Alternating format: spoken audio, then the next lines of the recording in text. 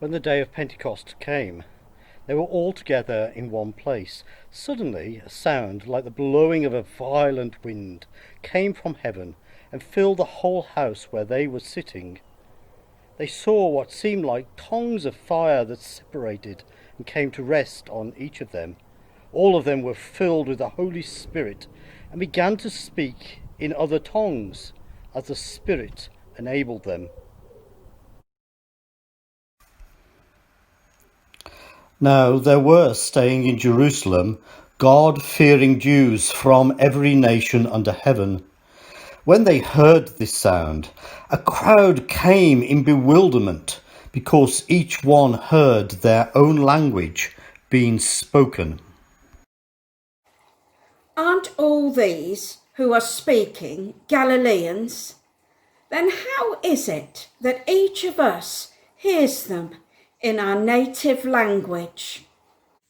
Parthians, Medes, Elamites, residents of Mesopotamia. I'm from Judea. And I'm from Cappadocia, Pontus and Asia,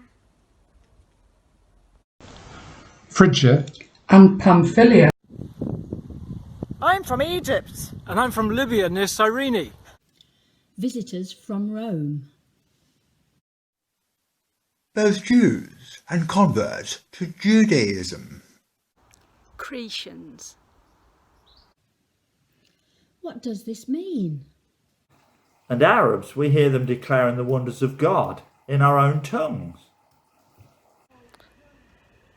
Some, however, made fun of them and asked, "They've had too much wine."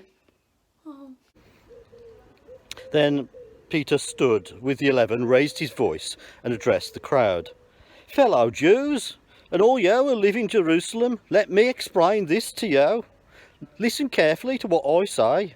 These people are not drunk as thou supposed.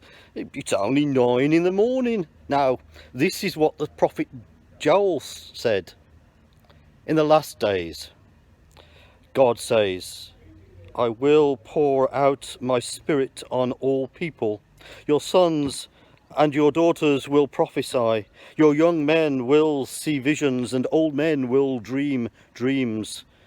Even on my servants, both men and women, I will pour out my spirit in those days, and they will prophesy. I will show wonders in the heavens and earth, and signs on the earth below, blood and fire and billows of smoke. The sun will be turned to darkness, and the moon to blood, before the coming of the great and the glorious day of the Lord, and everyone who calls on the name of the Lord will be saved.